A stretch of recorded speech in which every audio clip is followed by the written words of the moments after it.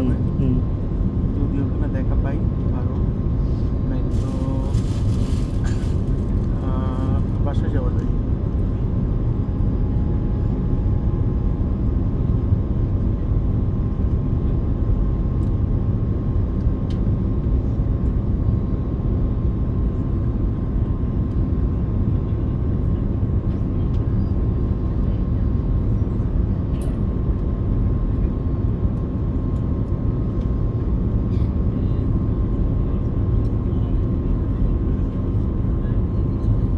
Toll plaza.